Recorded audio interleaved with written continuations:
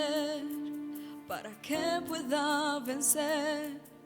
En cruenta cruz Él murió, sufrió por mí, fue por amor. El cordero inmolado por mí se hizo pecado. En cruenta cruz Él murió, mas al tercer día resucitó. Él está vivo, vivo, vivo, vivo.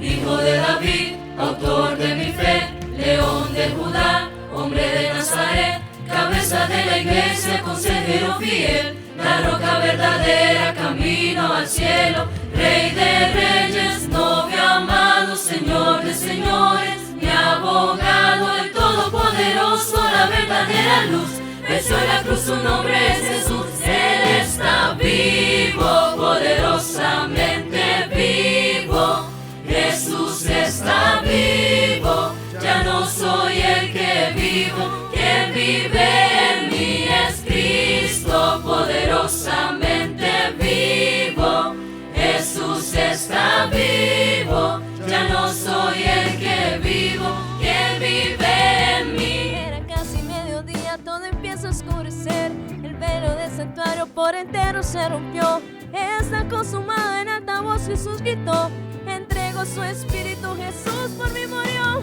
María se aproxima al sepulcro a llorar, vio un jardinero y comenzó a preguntar, ¿será que usted sabe dónde está mi Señor? María reconoce que Él es Cristo cuando Él por su nombre la llamó.